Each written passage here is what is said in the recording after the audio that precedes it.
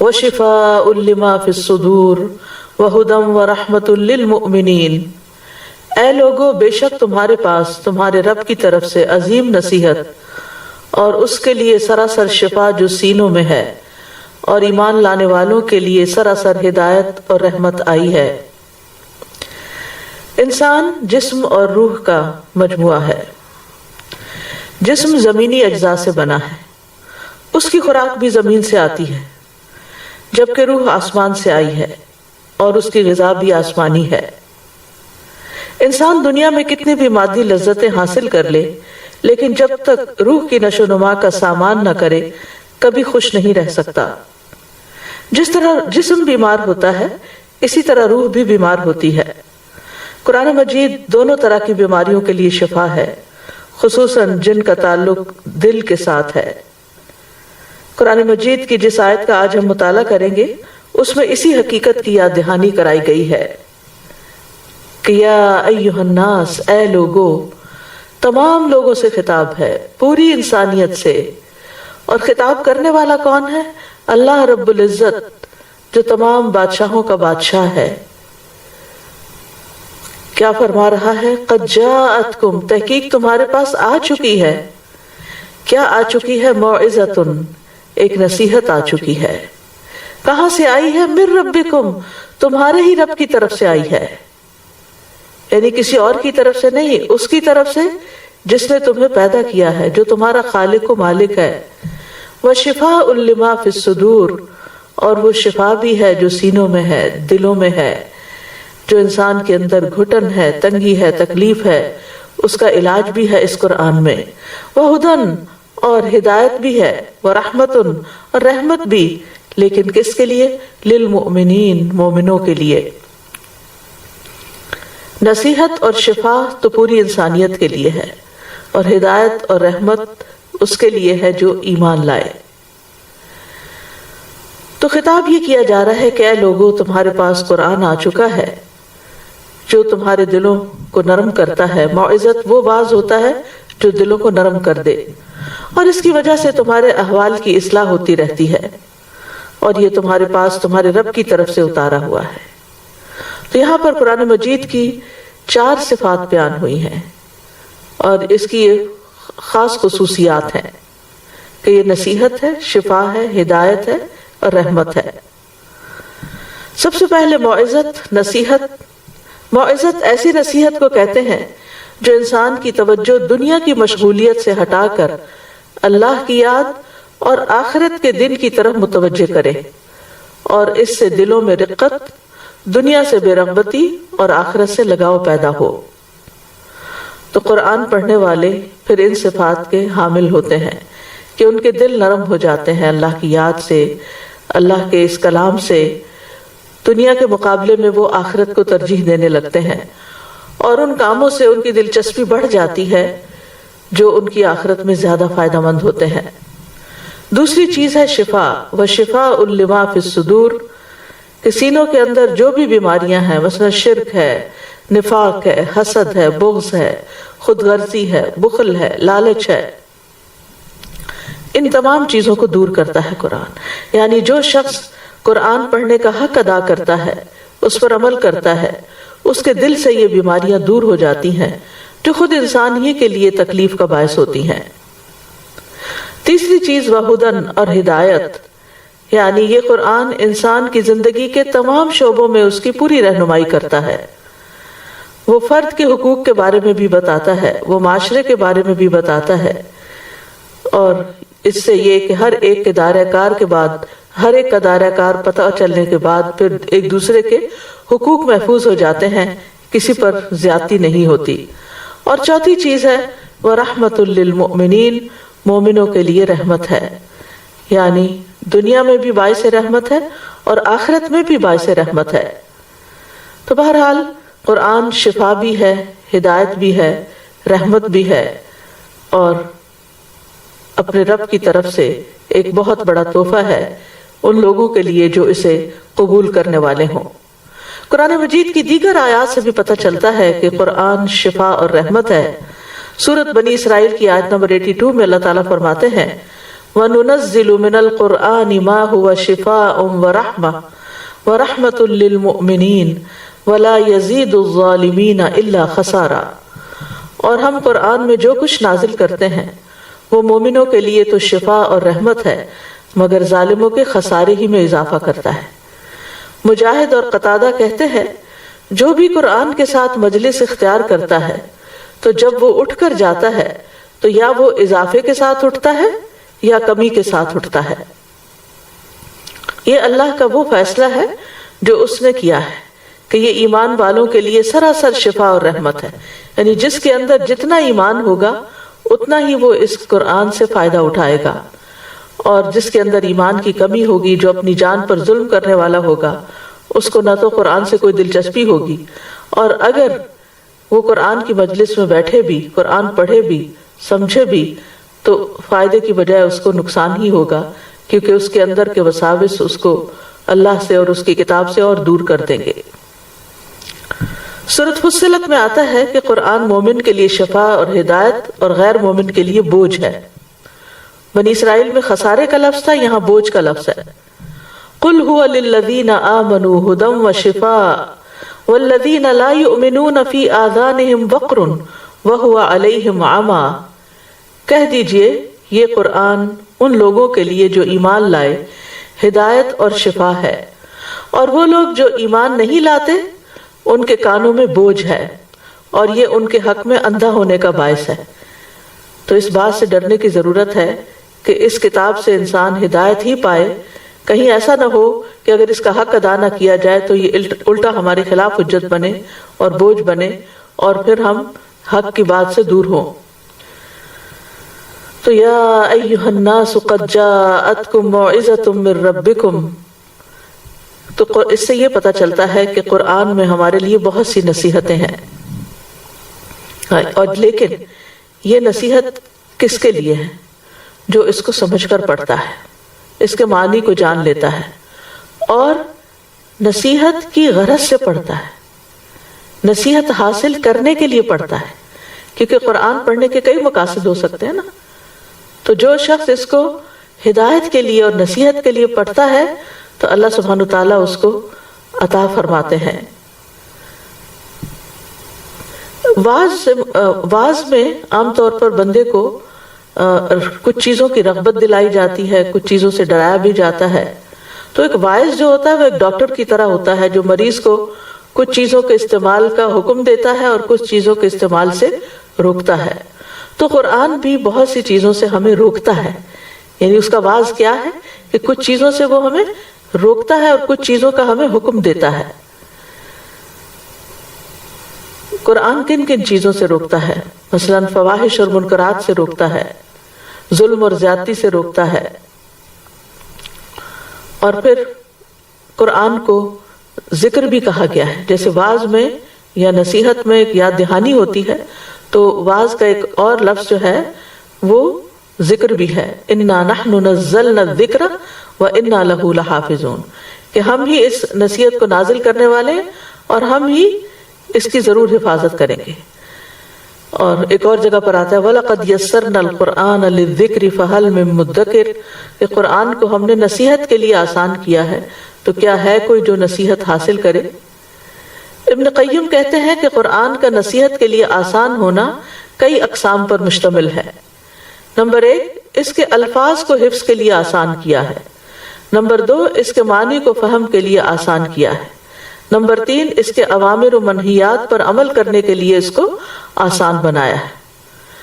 پھر یہ ہے کہ یہ قرآن تمام جہان والوں کے لیے ایک نصیحت ہے، ان ہوا الا ذکر للعالمین۔ پھر یہ کہ عقل والے اس سے نصیحت پکڑتے نہیں، ہے تو سب جہان والوں کے لیے ایک نصیحت، لیکن نصیحت حاصل کون کرتا ہے؟ جو عقل رکھتا ہو۔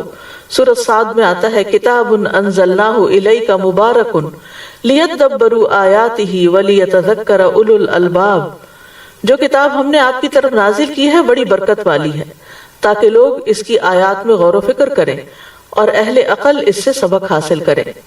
سورۃ یاسین میں آتا ہے ان ہوا الا ذکر وقرآن مبین لینذر من کان حیا، کہ وہ تو سراسر نصیحت اور واضح قرآن کے سوا کچھ نہیں تاکہ اسے ڈرائے جو زندہ ہو۔ یعنی یہ قرآن اس کو خبردار کرتا ہے جس کا دل زندہ ہو. تو ابن قیم کہتے ہیں کہ لوگوں کی 3 قسمیں ہیں. ایک وہ جس کا دل مر چکا ہے، یعنی جس کا کوئی دل ہی نہیں، تو یہ قرآن اس کے حق میں نصیحت نہیں بنتا. دوسرا وہ شخص جس کا دل زندہ اور اہلیت رکھنے والا ہے، لیکن وہ قرآن کی آیات کو کان لگا کے نہیں سنتا، دل سے نہیں سنتا، کہ جس کے ذریعے اللہ کی ان نشانیوں کے بارے میں خبر اللہ تعالیٰ دے رہے ہیں جو دکھائی دینے والی ہیں، تو ان کے اوپر پھر وہ توجہ بھی نہیں کرتا. تو یا تو وہ آیات اس تک یعنی پہنچی نہیں، یا پہنچی ہے تو اس کا دل کسی اور طرف مشغول ہے، یعنی اہلیت ہے لیکن اس تک وہ بات پہنچی نہیں کہ جس کو وہ لے کر آگے بڑھے، ترقی کرے. تو پھر دوسری صورت یہ ہے کہ پہنچ گئی اور وہ توجہ نہیں کر رہا، دل غیر حاضر ہے. یعنی ایک وہ جس کا دل حاضر ہے، دوسرا وہ جس کا دل غیر حاضر ہے، اس کو بھی نصیحت نہیں ہوتی حالانکہ اس میں اہلیت موجود ہوتی ہے. اور تیسرا وہ شخص ہے جس کا دل بھی زندہ ہے اور اہلیت بھی رکھتا ہے، اور جب اس پر آیات تلاوت کی جاتی ہیں تو وہ اپنے کان لگاتا ہے اور اپنے دل کو حاضر کرتا ہے، اور جو کچھ وہ سن رہا ہوتا ہے وہ اسی کی طرف متوجہ ہوتا ہے، ادھر ادھر نہیں اس کا دل بھٹکتا. تو اس قسم کے لوگ جو ہوتے ہیں وہی دراصل ان آیات سے بھی فائدہ اٹھاتے ہیں جو تلاوت کی جاتی ہیں، اور ان آیات سے بھی فائدہ اٹھاتے ہیں جو مشاہدے سے تعلق رکھتی ہیں، جیسے پہاڑ، آسمان، زمین وغیرہ. پھر اسی طرح یہ ہے کہ اس سے یہ بھی پتہ چلتا ہے کہ جو علم حاصل کرتا ہے اور توجہ سے حاصل کرتا ہے وہی اس قرآن سے فائدہ اٹھاتا ہے. وَتِلْكَ الْأَمْثَالُ نَضْرِبُهَا لِلنَّاسِ وَمَا يَعْقِلُهَا إِلَّا الْعَالِمُونَ. یہ مثالیں جو ہم لوگوں کے لیے بیان کرتے ہیں انہیں صرف جاننے والے ہی سمجھتے ہیں. ابن قیم کہتے ہیں کہ جو کوئی قرآن سے رہنمائی حاصل کرنا چاہتا ہے اسے چاہیے کہ قرآن میں غور اور فکر اور تدبر کرے. ابن تیمیہ بھی یہی کہتے ہیں کہ جو کوئی رہنمائی حاصل کرنے کے لیے قرآن میں تدبر کرتا ہے تو حق کا راستہ اس پر واضح ہو جاتا ہے. اور انہوں نے 2 شرائط بتائی ہیں کہ تدبر اور ہدایت کی تلاش ہو تب انسان کو نصیحت حاصل ہوتی ہے. یعنی کچھ لوگ تدبر تو کرتے ہیں لیکن ان کا مقصد صرف باتیں کرنا ہے یا اس میں غور و فکر کرنا ہے یا اس کے نئے نئے پہلو نکالنا، لیکن وہ عمل کی نیت سے نہیں لیتے اس کو. وہ محض قرآن کے معنی جاننا چاہتے ہیں، اس سے ہدایت حاصل نہیں کرنا چاہتے اور اس کو اپنے لیے مشعل راہ نہیں بنانا چاہتے کہ جس کی روشنی میں پھر وہ سیدھے راستے پہ چل سکیں. تو جب آپ قرآن میں غور کریں، تدبر کریں، تو ساتھ ہی اس سے ہدایت کی نظر سے پڑھیں، یعنی وہ تدبر ہدایت کی نظر سے ہو اور پھر اس کو اپنے لیے مشعل راہ بنایا جائے، تو اس طرح انشاءاللہ ہدایت ملے گی. قرآن مجید کے نصیحت کے انداز کیا ہیں؟ اس میں نمبر 1 خوشخبری دینا، نمبر 2 ڈرانا. یعنی نصیحت کے لیے وہ خوشخبری بھی دیتا ہے اور ڈراتا بھی. اور آپ یہ غور کریں کہ قرآن پڑھتے ہوئے کہ جہاں خوشخبری کی بات آئی ہے وہاں عذاب کی بات بھی آئی ہے، اور جہاں کہیں عذاب کی بات آئی ہے وہاں خوشخبری کی بات بھی آئی ہے. پھر قرآن کا جو اسلوب ہے اس میں سوال بہت ہے، اس کو اسلوب استفہام کہتے ہیں کہ سوال کر کے لوگوں کے ذہن کو سوچنے کے لیے مجبور کیا گیا ہے کہ انسان غور و فکر کرے. مثلا قرآن مجید میں آتا ہے افلا تعقلون، افلا تتفکرون، افلا تتذکرون. کیا تم سمجھتے نہیں؟ کیا تم غور نہیں کرتے؟ کیا تم نصیحت حاصل نہیں کرتے؟ اسی طرح قرآن واقعات کے ذریعے نصیحت کرتا ہے، واقعات کے ذریعے. یعنی اوپر ہم نے جو مین آیت پڑھی اس میں آیا نا کہ یہ تمہارے پاس ایک نصیحت آ گئی ہے، تو نصیحت کس کس انداز میں؟ ڈرا کے، خوشخبری دے کے بھی، سوال کر کے بھی، اور واقعات سنا کے بھی. یعنی پچھلی قوموں کے جو حالات ہیں، وَكُلًّا نَقُصُّ عَلَيْكَ مِنْ أَنْبَاءِ الرُّسُلِ مَا نُثَبِّتُ بِهِ فُؤَادَكَ وَجَاءَكَ فِي هَذِهِ الْحَقُّ وَمَوْعِظَةٌ وَذِكْرَىٰ لِلْمُؤْمِنِينَ. اور ہم رسولوں کی خبروں میں سے ہر وہ چیز تجھ سے بیان کرتے ہیں جس کے ساتھ ہم آپ کے دل کو ثابت رکھتے ہیں، اور آپ کے پاس ان میں حق اور مومنوں کے لیے نصیحت اور یاد دہانی آ گئی ہے. اور پھر اولین و آخرین کی خبر دے کر، یعنی قوموں کے واقعات بھی. تو عبداللہ بن مسعود کہتے ہیں کہ جو شخص علم حاصل کرنا چاہتا ہے اسے چاہیے کہ قرآن میں غور و فکر کرے، اس لیے کہ اس میں پہلے اور پچھلے تمام علوم موجود ہیں، یعنی ہر دور کے مطابق یہ قرآن نصیحت کرتا ہے۔ دوسری صفت جو اس قرآن کی اس آیت میں بتائی گئی ہے وہ شفاء لما فی الصدور، کہ قرآن میں شفا ہے۔ ابن قیم کہتے ہیں قرآن سینے کی بیماریوں کے لیے شفا ہے، یہ ان وسوسوں، خیالات اور فاسد ارادوں کو ختم کر دیتا ہے جو شیطان دل میں ڈالتا ہے۔ اور سینے کو خاص کرنے کی وجہ کیا ہے؟ کیونکہ یہ دل اور دیگر اعضاء کا مقام ہے، یعنی سارے اعضاء ہمارے دل کے ساتھ ہی جڑے ہوئے ہیں، اگر دل کو کوئی تکلیف پہنچتی ہے تو سارے اعضاء متاثر ہوتے ہیں۔ تو اس وجہ سے خاص طور پر صدور کا لفظ آیا، یعنی جو سینوں کے اندر دل کو محفوظ کیا گیا ہے۔ اور حقیقت یہ ہے کہ دل کی لا علاج بیماریوں کی شفا قرآن کے اندر ہے۔ اور ایک دل وہ ہوتا ہے جو ایمان سے آباد ہوتا ہے، علم اور ہدایت کے نور سے بھرا ہوا ہوتا ہے، یہ دل زندہ ہوتا ہے۔ دوسرے وہ دل جو ایمان سے خالی ہوتا ہے اور وحی کے علوم سے خالی ہوتا ہے، تو یہ مردہ دل ہوتا ہے۔ تو دل کے مردہ ہونے کے دو اسباب ہیں، نمبر 1 جہالت اور نمبر 2 تکبر۔ جہالت جو ہے دل اور ایمان اور نور کے درمیان رکاوٹ بن جاتی، اور تکبر انسان کو علم حاصل نہیں کرنے دیتا۔ تو قرآن جہالت کو ختم کرنے کا ذریعہ ہے۔ جب دلوں کی جہالت ختم ہو جاتی ہے تو دل ایمان کے ساتھ لہلہانے لگتے ہیں، قرآن سے منور ہو جاتے ہیں، روشن ہو جاتے ہیں۔ تو قرآن میں جو شفا ہے وہ 3 طرح سے ہوئی۔ ایک یہ کہ گمراہی سے شفا، کیونکہ اس میں ہدایت ہے۔ دوسرے بیماری سے شفا، کیونکہ اس میں برکت ہے۔ اور تیسرے فرائض اور احکام کو معلوم کرنے کے بارے میں شفا، کیونکہ اس میں ہر چیز کی وضاحت ہے۔ کیونکہ انسان یہ کہ ہے پتہ نہیں چلتا کہ اللہ کو کیسے راضی کرے، کون سے کام کرے کون سے نہ کرے، تو قرآن اس کی خوب تفصیل بتا دیتا ہے۔ اور ویسے عمومی طور پر شک، تکبر، حسد، نفاق، بغض، ہم و غم، ان جیسی بیماریوں کے لیے شفا ہے۔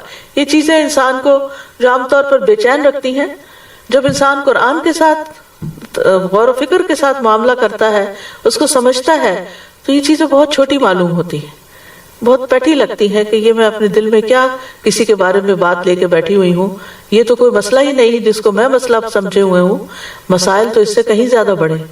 اور حقیقت یہ ہے کہ قرآن انسان کو آخرت کی فکر لگا دیتا ہے، اور جب انسان کو آخرت کی فکر لگ جاتی ہے تو دنیا کے مسائل اور دنیا کے ہم و غم بہت چھوٹے ہونے لگتے ہیں۔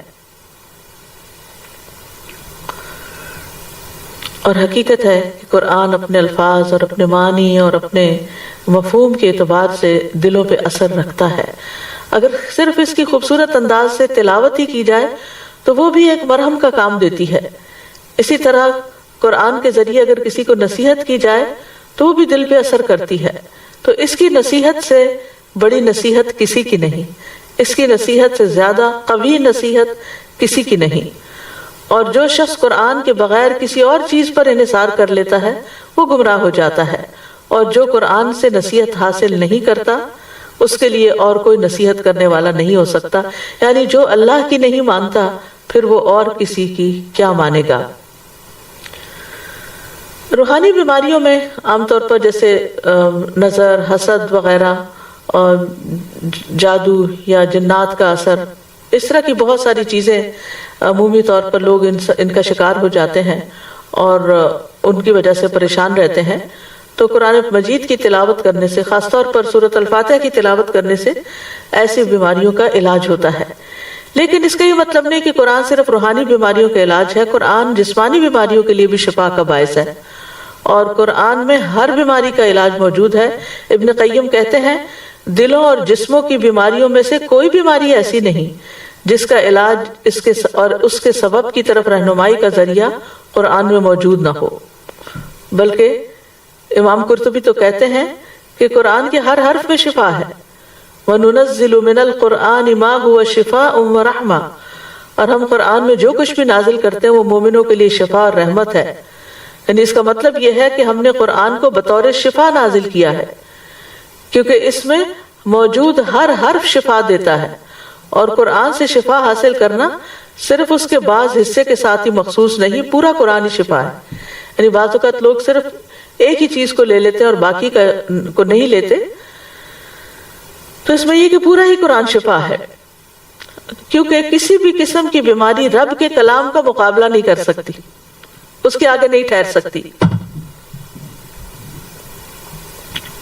کیونکہ یہ وہ کلام ہے اگر پہاڑوں پر نازل ہو جاتا تو اس کے ٹکڑے ٹکڑے ہو جاتے، اگر زمین پر نازل ہو جاتا تو اس کو بھی ریزہ ریزہ کر دیتا. لیکن اس کے لیے انسان کو یقین چاہیے کہ یقینی طور پر شفا قرآن کے اندر ہے. یعنی اس سے شفا کی اہلیت نہیں رکھتا کوئی مگر یہ کہ جس کو یہ توفیق ہو کہ وہ اس پر یقین کرے کہ یہ اللہ کا کلام ہے اور اس کے مقابلے میں کوئی بھی چیز ٹھہرتی نہیں. اور قرآن کے علاوہ کسی دوسرے کلام میں شفا نہیں کہ اگر کوئی کہ شعر و شاعری میں شفا ہے یا اور کسی کے کلام میں، تو ایسا نہیں. ابو نصر رملی کہتے ہیں ہم مکہ میں فضیل بن ایاز کے پاس آئے، ہم نے انہیں درخواست کی کہ ہمیں علم لکھوائیں، تو انہوں نے کہا کہ تم نے اللہ کی کتاب کو ضائع کر دیا ہے اور تم فضیل اور سفیان بن عیینہ کے کلام کو طلب کرتے ہو. پس اگر تم خود کو اللہ کی کتاب کے لیے فارغ کر لیتے تو جو کچھ تم چاہتے ہو تم اس قرآن میں اس کی شفا پا لیتے. یعنی سب سے پہلے اور سب سے اہم علم جو حاصل کرنا چاہیے وہ قرآن کا ہے، یعنی جو انسان کے لیے دنیا اور آخرت کی سعادت کا باعث ہے. اور اس کے بعد دوسری چیزوں کو اہمیت دے یا توجہ دے، کیونکہ اگر کسی کو قرآن سے فائدہ نہیں پہنچتا یا قرآن کی حکمتیں اگر کسی نے نہیں جانی تو پھر دنیا کے باقی علوم کے بارے میں تو یہ پتہ ہی نہیں کہ ان کے اندر کتنی صداقت ہے اور کتنی حقیقت ہے، کیونکہ اصل حقیقت تو قرآن ہی بتاتا ہے. اور جو ابن الجوزی کہتے ہیں جو اللہ کی کتاب سے شفا طلب نہیں کرتا وہ ہمیشہ بیمار ہی رہتا ہے، اور قرآن سے شفا حاصل نہ کرنا جو ہے یہ قرآن کو چھوڑ دینے میں سے ہی ہے. تو یاد رکھیے کہ قرآن بہترین رقیہ ہے، یعنی نظر بد، جادو، جنوں کے چمٹنے اور اس کے علاوہ بھی قلب و روح کی بیماریوں اور جسمانی بیماریوں کے لیے بھی بہت بڑی شفا ہے. حضرت عائشہ سے مروی ہے کہ ایک عورت کہ رسول اللہ صلی اللہ علیہ وسلم ہم ان کے پاس تشریف لائے تو ایک عورت ان کا علاج کر رہی تھی یا ان کو دم کر رہی تھی، تو آپ نے فرمایا کتاب اللہ یعنی قرآن مجید کے ساتھ اس کو دم کرو، اس کا علاج کرو. جب نبی صلی اللہ علیہ وسلم کو مرض الموت لاحق ہوا تو آپ معوذات جن کو پڑھ کے آپ دم کیا کرتے تھے وہ نبی صلی اللہ علیہ وسلم کے لیے حضرت عائشہ پڑھتی تھی اور آپ کے ہاتھوں پہ پھونک مارتی اور پھر آپ کے ہاتھوں کو جسم پر پھیر دیتی تھی. پھر اسی طرح یہ ہے کہ قرآن کے کچھ حصے جو ہیں جیسے سورۃ الفاتحہ ہے تو اس کا نام ہی الشفا ہے، یعنی سورۃ فاتحہ خاص طور پر شفا دینے والی، کیونکہ اس میں اللہ سبحانہ تعالیٰ سے مدد مانگی جاتی ہے، ایاک نعبد و ایاک نستعین. پھر اسی طرح سورۃ البقرہ میں بھی شفا ہے. ابو امامہ کہتے ہیں میں نے رسول اللہ صلی اللہ علیہ وسلم کو یہ فرماتے ہوئے سنا کہ سورۃ البقرہ پڑھا کرو کیونکہ اس کا پڑھنا باعث برکت ہے اور اس کا چھوڑنا باعث حسرت ہے اور جادوگر اس کو حاصل کرنے کی طاقت نہیں رکھتے. پھر اس آیت سے یہ بھی پتہ چلتا ہے کہ قرآن ہدایت ہے. شہر رمضان الذی انزل فیہ القرآن ھدی للناس وبینات من الھدی والفرقان. رمضان کا مہینہ وہ ہے جس میں قرآن نازل کیا گیا ہے جو لوگوں کے لیے سراسر ہدایت اور ہدایت کی اور حق و باطل میں فرق کرنے کی واضح دلیلیں ہیں. پھر اسی طرح سورۃ بنی اسرائیل میں آتا ہے کہ یہ قرآن سب سے زیادہ درست رستے کی طرف انسان کی رہنمائی کرتا ہے. ان ھذا القرآن یہدی للتی ہی اقوم ویبشر المؤمنین الذین یعملون الصالحات ان لہم اجرا کبیرا. بلا شبہ یہ قرآن اس راستے کی ہدایت دیتا ہے جو سب سے سیدھا ہے اور ان ایمان والوں کو جو نیک عمل کرتے ہیں بشارت دیتا ہے کہ ان کے لیے بہت بڑا اجر ہے. تو اس سے یہ پتہ چلتا ہے کہ اگر کوئی شخص واقعی ہدایت کا، سیدھے رستے کا، حق کا متلاشی ہے تو اس کو قرآن پڑھنا چاہیے، قرآن کو سمجھنا چاہیے. پھر اسی طرح یہ کہ یہ سلامتی کی راہیں دکھانے والی کتاب ہے. قرآن مجید میں آتا ہے قد جاءکم من اللہ نور و کتاب مبین یہدی بہ اللہ من اتبع رضوانہ سبل السلام. سورۃ المائدہ کی آیات ہیں جن کا مطلب ہے بے شک تمہارے پاس اللہ کی طرف سے ایک روشنی اور واضح کتاب آئی ہے جس کے ساتھ اللہ ان لوگوں کو جو اس کی رضا کے پیچھے چلے سلامتی کے راستوں کی ہدایت دیتا ہے. پھر اسی طرح یہ ہے کہ یہ کتاب زندگی کے تمام معاملات میں رہنمائی دیتی ہے بشرطے کہ انسان رہنمائی کی غرض سے اس کی طرف رجوع کرنے والا ہو. قرآن مجید میں آتا ہے وَنَزَّلْنَا عَلَيْكَ الْكِتَابَ تِبْيَانًا لِكُلِّ شَيْءٍ هُدًى وَهُدًى وَرَحْمَةً وَبُشْرَى لِلْمُسْلِمِينَ. اور ہم نے جو تجھ پر یہ کتاب نازل کی اس حال میں کہ ہر چیز کا واضح بیان ہے. یعنی آپ زندگی کے کسی بھی مسئلے کے بارے میں اس سے رہنمائی حاصل کرنا چاہیں اس کو پڑھتے چلے جائیں آپ رہنمائی پا جائیں گے. امام شافعی کے بارے میں آتا ہے کہ انہوں نے ایک مسئلے کی تحقیق میں 300 بار قرآن کا مطالعہ کیا, 300 بار اس کو پڑھا, جب جا کر ان کو ایک آیت ملی جو ان کے لیے یعنی کہ جس چیز کی وہ تلاش میں تھے اس کا بھرپور جواب تھا. لیکن ہم عام طور پر ایک تھوڑا سا حصہ پڑھ لیتے ہیں, کہیں سے پڑھ لیتے ہیں, پھر کہتے ہیں کچھ سمجھ نہیں آ رہی, پھر چھوڑ دیتے ہیں. نہیں, پڑھتے رہیں اور بار بار پڑھتے رہیں, آپ دیکھیں گے کہ آپ کو اپنے مسائل کا چاہے وہ کسی بھی قسم کے ہوں ان کا حل آپ کو قرآن میں مل جائے گا. لیکن اس کے لیے جلدی نہ کریں, اس کے لیے وقت نکالیں.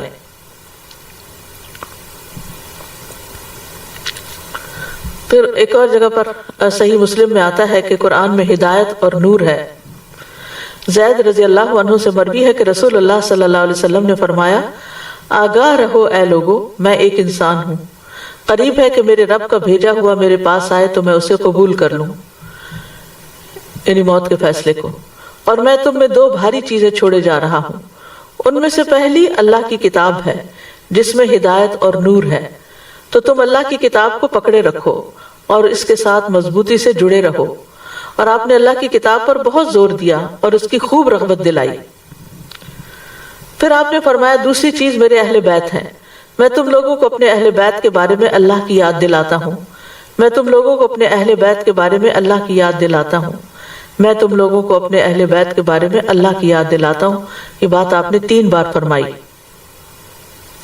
پھر اسی طرح یہ ہے کہ یہ گمراہی سے بچانے والی کتاب ہے.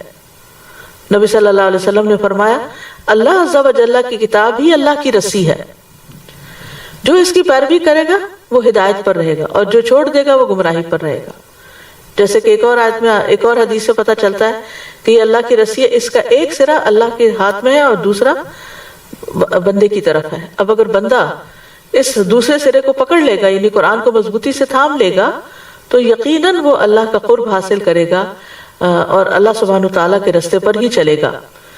پھر اسی طرح یہ شیاطین کی گمراہی سے بچانے کا ذریعہ ہے. عبداللہ فرماتے ہیں بے شک اس سیدھے راستے پر آمد و رفت رہتی ہے, یہاں شیطان آتے رہتے ہیں اور بلند آواز سے کہتے ہیں اے اللہ کے بندے اس دوسرے راستے پہ آ جاؤ, بس تم اللہ کی رسی کو مضبوطی سے تھام لو اور بے شک قرآن اللہ کی رسی ہے.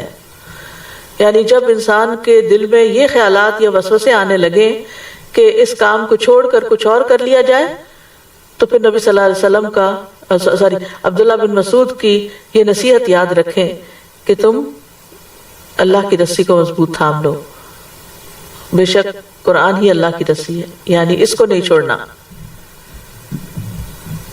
پھر اسی طرح قرآن کی تعلیم کے بدولت انسان کو روشنی اور فرقان ملتا ہے, حق کو باطل میں فرق کرنے کی صلاحیت ملتی ہے, صحیح اور غلط کی پہچان ملتی ہے. سورۃ الطلاق میں آتا ہے رسولا یتلو علیکم آیات اللہ مبینات لیخرج الذین آمنوا وعملوا الصالحات من الظلمات الی النور. ایک ایسا رسول جو تمہیں اللہ کی واضح آیات پڑھ کر سناتا ہے تاکہ ایمان لانے والوں اور نیک عمل کرنے والوں کو تاریکیوں سے نکال کر روشنی کی طرف لائے. تو چاہے غموں کا اندھیرا ہو یا جہالت کا اندھیرا ہو, کسی بھی قسم یا کفر کا اندھیرا ہو یا نفاق کا اندھیرا ہو, کسی بھی طرح کا غم دل پہ چھائے, فکر اور پریشانی چھائے, تو پھر کیا کرنا چاہیے جو رسول اللہ صلی اللہ علیہ وسلم نے کیا کہ اللہ نے ایک ایسا رسول بھیجا جو تمہیں اللہ کی واضح آیات پڑھ کر سناتا ہے, کیونکہ ہر شخص خود پڑھنا نہیں جانتا پڑھ کر اس طرح کا مطلب نہیں سمجھتا جو سمجھنا چاہیے. تو یہاں پر اس بات کی وضاحت کر دی گئی. پھر اسی طرح یہ ہے کہ قرآن کو نور بھی کہا گیا ہے، یعنی ہدایت بھی رہنمائی کرنے والی چیز ہے، نور سے بھی انسان کو راہ ملتی ہے. وَأَنزَلْنَا إِلَيْكُمْ نُورًا مُبِينًا، ہم نے تمہاری طرف ایک واضح نور نازل کیا ہے، یعنی قرآن مجید. پھر قرآن کی بدولت حکمت اور دانائی ملتی ہے. کعب رضی اللہ عنہ کہتے ہیں قرآن کو لازم پکڑ لو کیونکہ وہ عقل کی تیزی، حکمت کی روشنی اور علم کا سر چشمہ ہے، اور رحمان کی طرف سے نازل ہونے والی کتابوں میں سب سے نئی کتاب ہے. اللہ نے تورات میں یہ بات فرمائی ہے، اے محمد میں تم پر جدید تورات نازل کروں گا جو نابینا آنکھوں، بہرے کانوں اور غفلت میں پڑے ہوئے دلوں کو کھول دے گی. تو اس سے یہ بھی پتہ چلتا ہے کہ اس سے انسان بہتر دیکھنے لگتا ہے، صرف فزیکلی نہیں بلکہ چیزوں کی حقیقت، لوگوں کی حقیقت، دنیا کی حقیقت سمجھ میں آنے لگتی ہے. اور اسی طرح یہ کہ انسان کے سننے کا انداز بدل جاتا ہے. پہلے وہ صرف اپنی پسند کی سننا چاہتا ہے، لیکن قرآن پڑھنے کے بعد اس کے اندر یہ وسعت بھی آ جاتی ہے کہ وہ اپنے علاوہ دوسروں کی بھی سنے اور ہر اچھی بات کو سننے کا وہ شوقین ہو جاتا ہے. پھر اسی طرح غفلت میں پڑے ہوئے دلوں کو کھول دیتی ہے. تو یہ بھی بہت ضروری ہے کہ ہم جب پڑھیں تو دل کے ساتھ پڑھیں تاکہ دل کی غفلت دور ہو. قرآن گناہوں سے بچانے کا ذریعہ بھی ہے، یعنی صرف ہدایت کی راہ، عمل کی راہ نہیں دکھاتا بلکہ گمراہ ہونے سے بچاتا بھی ہے، گناہوں سے بچاتا بھی ہے. تو قرآن کو ہدایت کی غرض سے پڑھنا چاہیے کہ اس سے رہنمائی حاصل کریں. حسن بصری کہتے ہیں قرآن اس لیے نازل کیا گیا تاکہ اس پر غور و فکر کیا جائے اور اس پر عمل کیا جائے، لیکن لوگوں نے محض اس کی تلاوت کو اپنا عمل بنا لیا ہے. وہ سمجھتے ہیں کہ ہم تلاوت کر رہے ہیں تو ہم اس کا حق ادا کر رہے ہیں. تو نزول قرآن کا مقصد صرف تلاوت نہیں ہے، یعنی قرآن اللہ نے صرف اس لیے نہیں نازل کیا کہ یہ بس ایک دوسرے کا مقابلہ کرو کہ میں نے رمضان میں 7 قرآن ختم کر لیے اور میں نے اتنا پڑھ لیا ہے. ٹھیک ہے، نبی صلی اللہ علیہ وسلم سے ثابت ہے کہ آپ ہر رمضان میں جتنا نازل ہوتا تھا اتنا جبریل علیہ السلام کے ساتھ دور کیا کرتے تھے، اور آخری سال آپ نے 2 دفعہ کیا. ٹھیک ہے، آپ 2 دفعہ ضرور پڑھیں، مثلا تراویح میں پڑھ لیں اور 1 دفعہ دیکھ کے ویسے بیٹھ کے پڑھ لیں. اگر آپ حافظ ہیں تو آپ اس سے بھی زیادہ پڑھ سکتے ہیں. اٹھتے بیٹھتے چلتے پھرتے آپ اپنے کاموں کے ساتھ ساتھ اپنا قرآن دہرا سکتے ہیں. خوش قسمت ہے وہ لوگ جن کو اللہ نے یہ صلاحیت بخشی ہے. لیکن یہ یاد رکھا جائے کہ قرآن صرف تلاوت کے لیے نہیں آیا کہ ہم اسی کے ہی ہو کر رہ جائیں یا اسی میں ہی کھو جائیں. قرآن تو ہمیں ہدایت دینے کے لیے آیا. سب سے پہلی آیت جو قرآن کا تعارف کرواتی ہے ذالک الکتاب لا ریب فیہ ھدی للمتقین، کہ یہ کتاب جس میں کوئی شک نہیں متقین کے لیے ہدایت ہے. یعنی یہ آئی ہی ہدایت دینے کے لیے، راہ دکھانے کے لیے، رہنمائی کرنے کے لیے، صحیح اور غلط کا فرق بتانے کے لیے.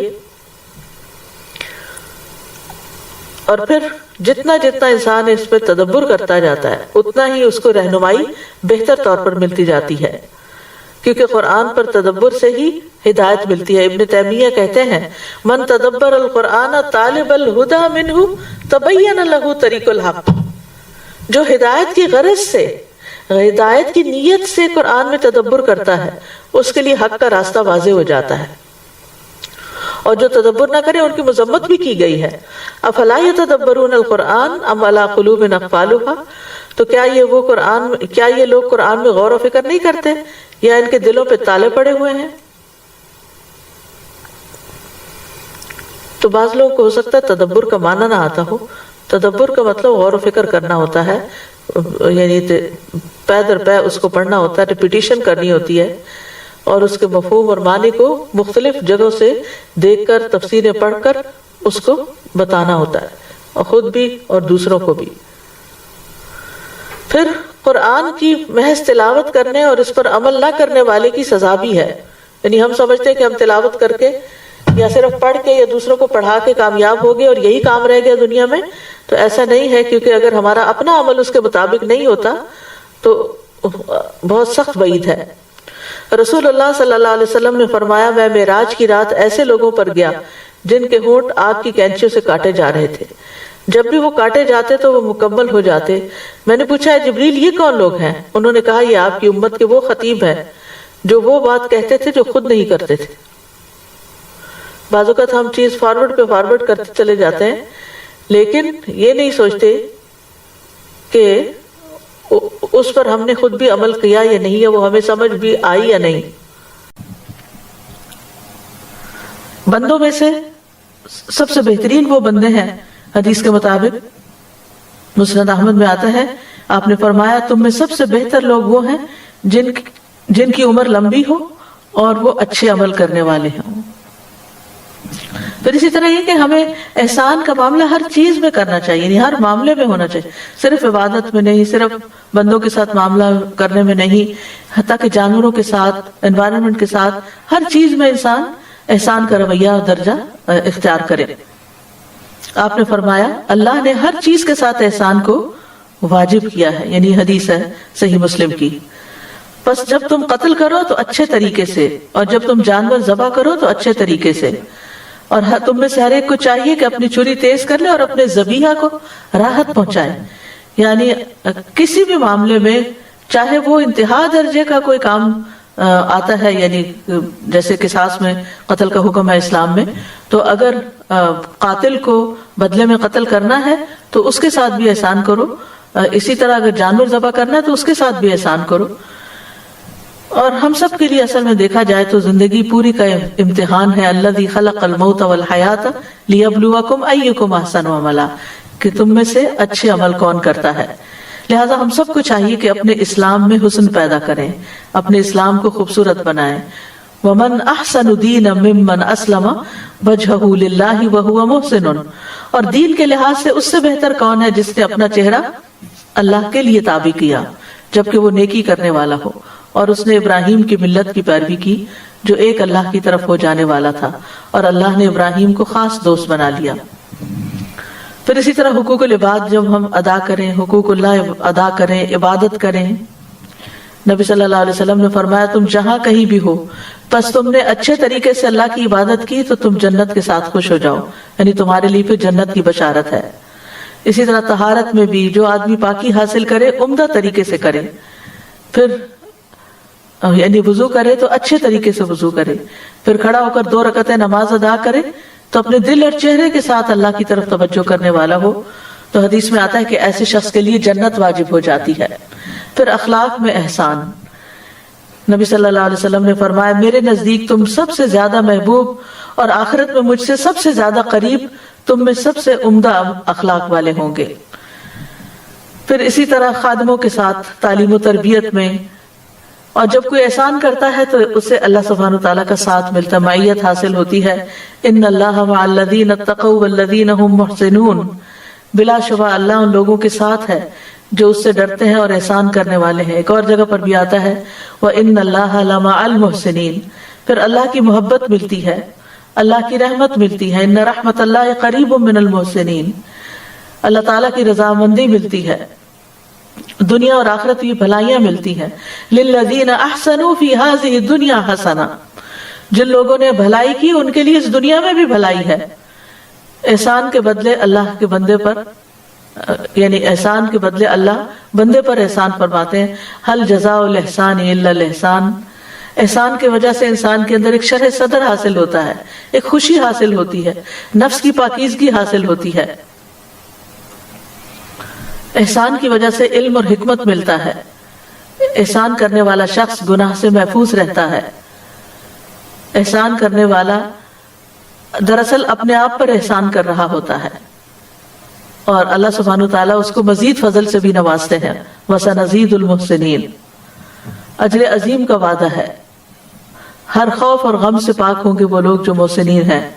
وَاصْبِرْ فَإِنَّ اللَّهَ لَا يُضِيعُ أَجْرَ الْمُحْسِنِينَ، اللہ محسنین کا اجر ضائع نہیں کرتا۔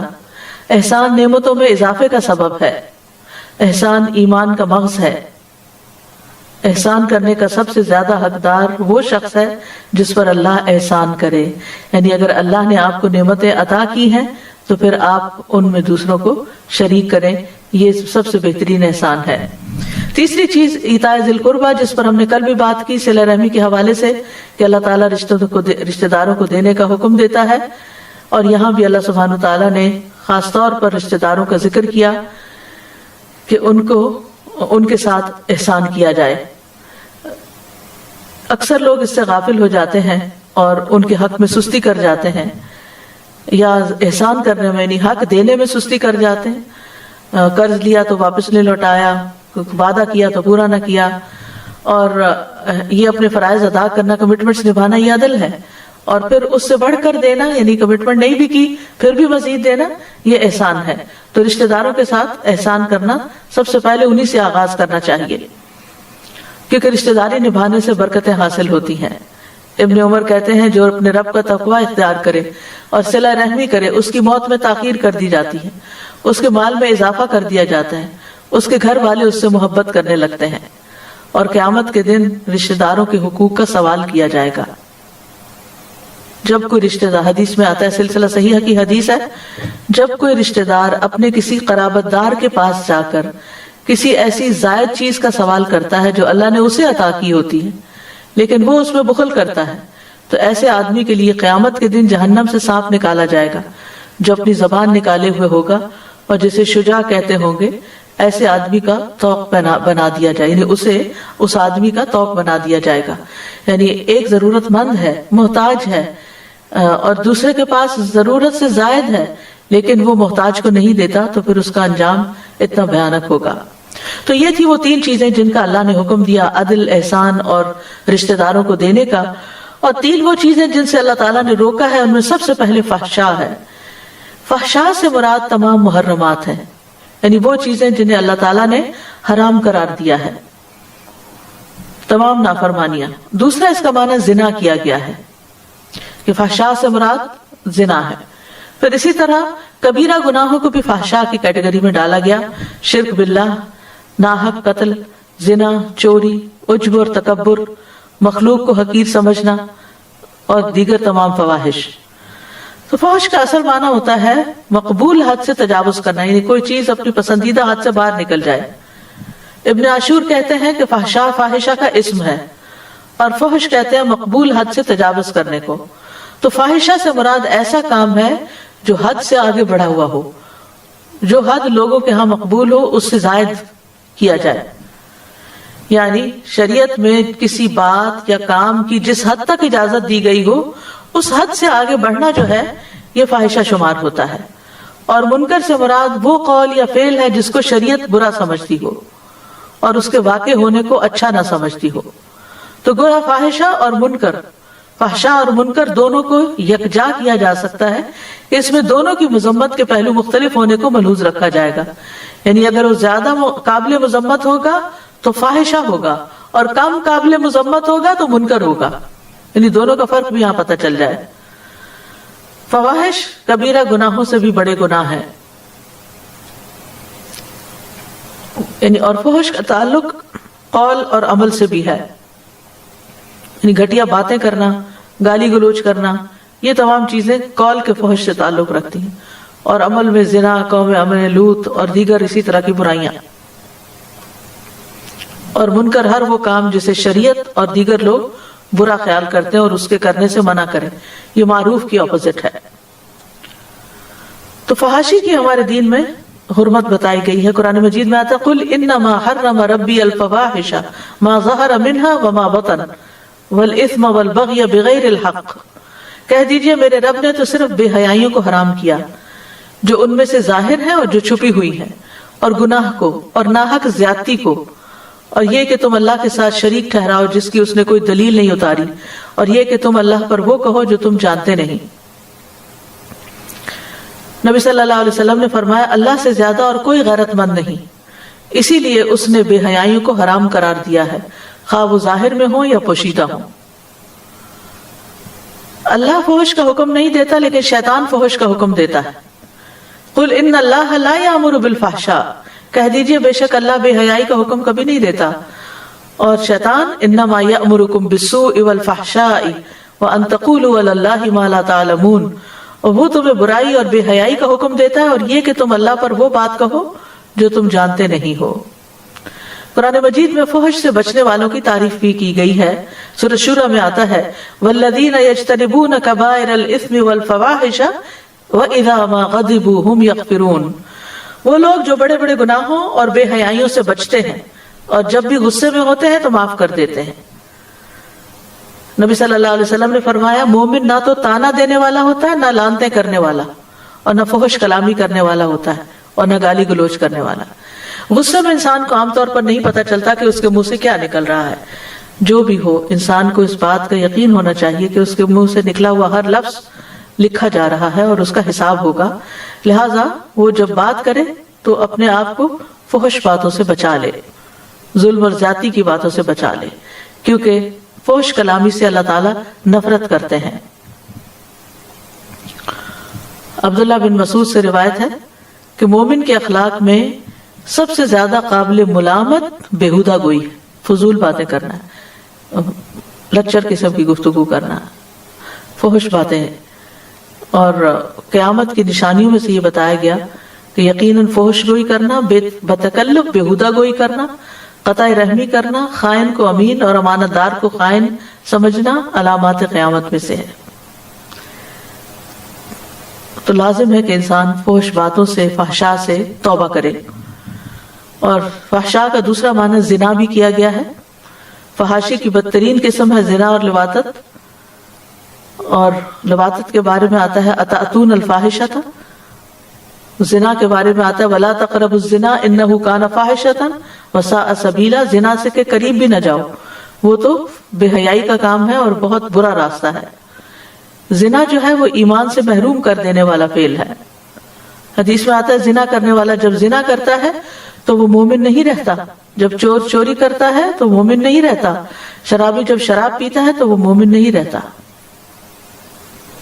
پھر اس کے بعد توبہ کا دروازہ بہرحال کھلا ہوا ہے. اور توبہ کا مطلب یہ ہے کہ انسان اس چیز کا عہد کرے کہ وہ جو برائیاں کر رہا ہے ان کو نہیں کرے گا.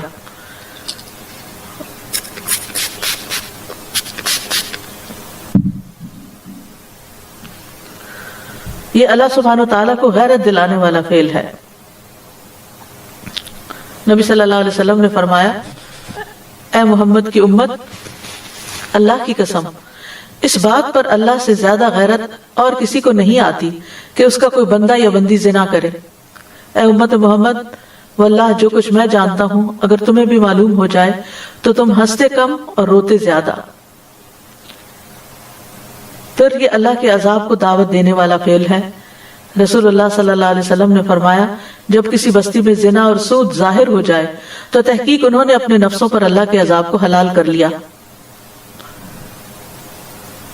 رسول اللہ صلی اللہ علیہ وسلم نے فرمایا میری امت اس وقت تک خیر پر رہے گی جب تک اس میں ناجائز اولاد کی کثرت نہ ہوگی، اور جب اس میں ناجائز اولاد کی کثرت ہونے لگے گی تو پھر وہ وقت قریب ہوگا جب اللہ کا عذاب ان سب کو گھیر لے گا.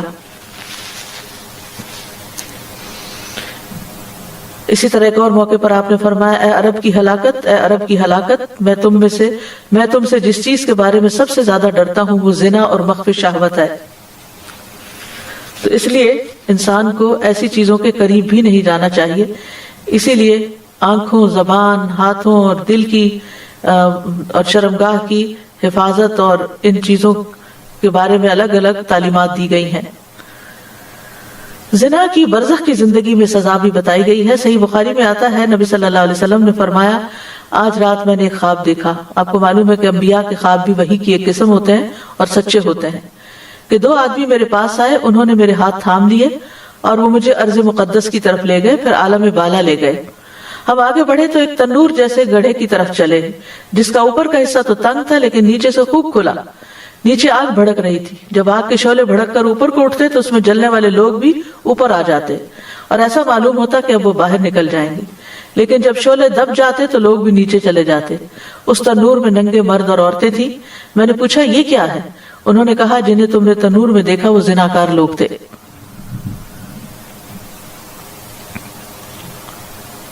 پھر اسی طرح اگر کوئی شخص توبہ نہ کرے اور بڑھاپے تک یہ کام کرتا رہے تو رسول اللہ صلی اللہ علیہ وسلم نے فرمایا 3 آدمی ایسے ہیں کہ اللہ عز و جل قیامت کے دن نہ ان سے کلام کریں گے نہ معاف کریں گے. بوڑھا زناکار، مغرور غریب اور جھوٹا حکمران. ایک اور روایت میں آتا ہے کہ اللہ تعالیٰ ان کی طرف دیکھیں گے بھی نہیں، یعنی بوڑھے مرد اور عورت کی طرف جنہوں نے آخر تک زنا کیا۔ پھر اسی طرح آپ صلی اللہ علیہ وسلم نے ایک خواب کا ذکر کیا کہ میرے پاس 2 آدمی آئے، انہوں نے میرا بازو پکڑا اور مجھے ایک دشوار گزار پہاڑ کے پاس لے گئے۔ وہاں کچھ لوگ تھے جو بری طرح پھولے ہوئے تھے، ان سے بیت الخلاء کی طرف غلیظ بدبو آ رہی تھی۔ میں نے پوچھا یہ لوگ کون ہیں؟ انہوں نے کہا زانی مرد اور زانی عورتیں ہیں۔ تو چونکہ یہ انتہائی فحش اور انتہائی برا راستہ ہے، اس لیے کسی مومن کو یہ زیب نہیں دیتا کہ وہ ایسی کوئی حرکت کرے۔ والمنکر، اور برائیوں سے بھی، یعنی ہر وہ چیز جس سے اللہ اور اس کے رسول نے روکا ہے وہ منکر ہو گیا، اور اس سے ہمیں رکنا ہے، چاہے وہ زبان کا گناہ ہو یا پھر عمل میں کوئی چیز ہو۔ اسی طرح بغوی کہتے ہیں کہ اس سے مراد ایسا کام ہے جو نہ شریعت میں جائز ہو نہ سنت میں جائز ہو۔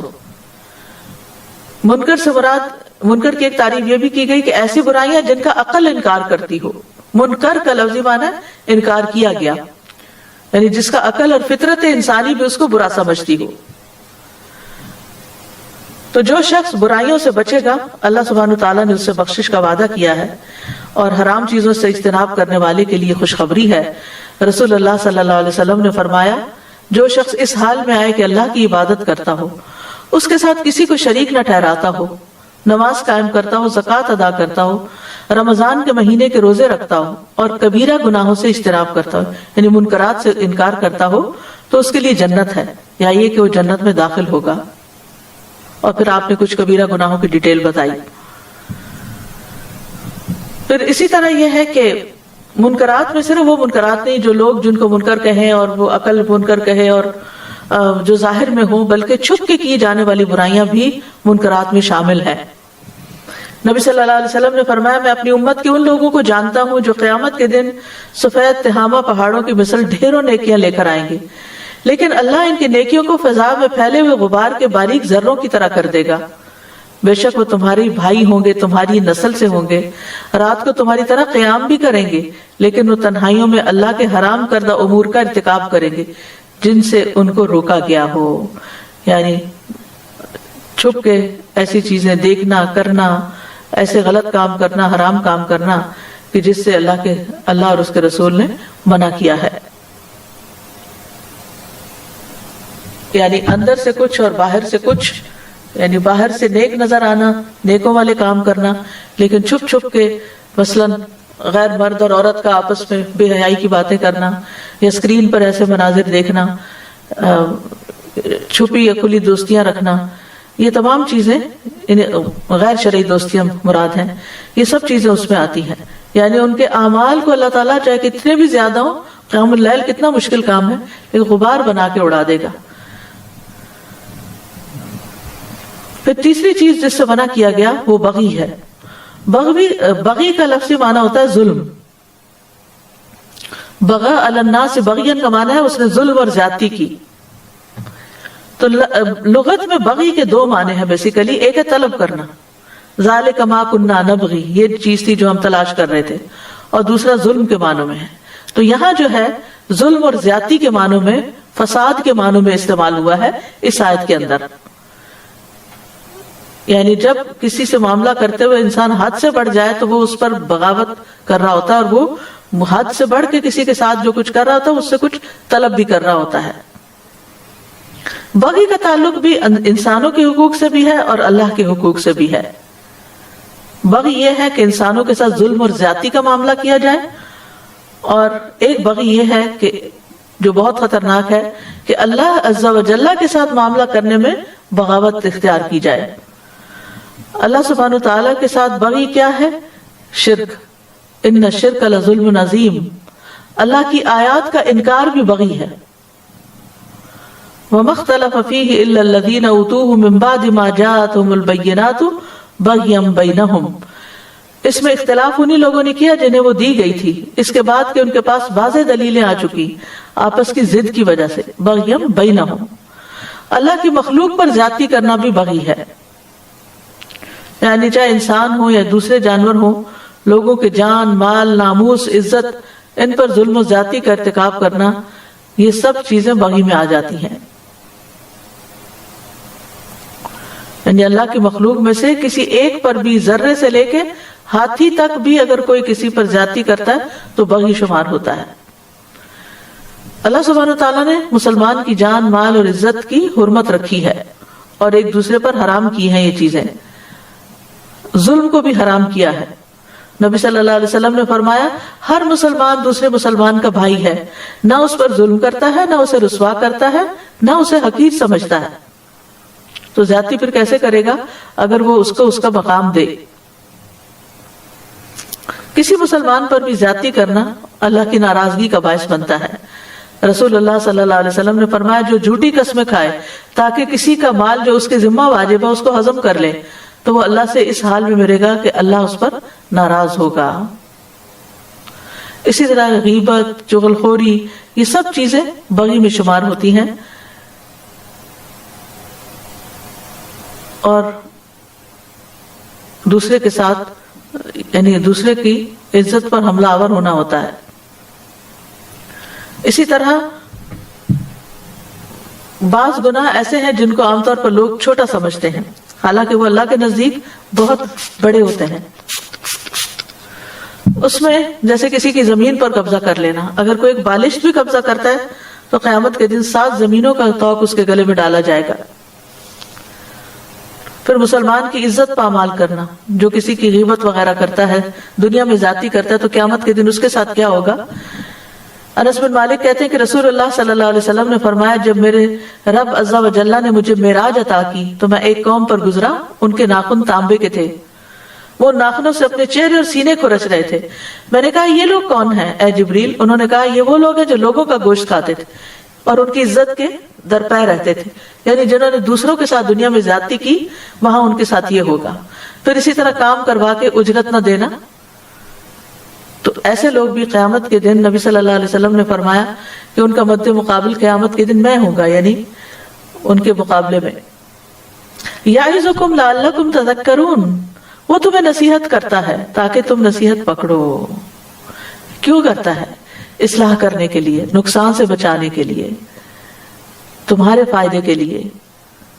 اور بعض وہ کلام ہوتا ہے جس سے دل نرم پڑ جاتے ہیں، اور سب سے بڑی چیز عقل مندوں کے لیے جس سے دل نرم ہو وہ اللہ تعالیٰ کے احکامات ہوتے ہیں، اس کے منہیات ہوتے ہیں۔ تو اللہ تعالیٰ سے ہمیں دعا بھی کرنی چاہیے کہ وہ ہمیں اچھے کاموں کی توفیق دے۔ ابو امامہ کہتے ہیں میں تمہارے نبی صلی اللہ علیہ وسلم کی جس فرض یا نفل نماز کے بھی قریب ہوا ہوں میں نے انہیں ان کلمات سے دعا کرتے ہوئے سنا ہے، نہ ان میں اضافہ کرتے ہوئے نہ کمی کرتے ہوئے۔ اللہم اغفر لی ذنوبی وخطایای، اللہم انعشنی واجبرنی واہدنی لصالح الاعمال والاخلاق فانہ لا یہدی لصالحها ولا یصرف سیئها الا انت۔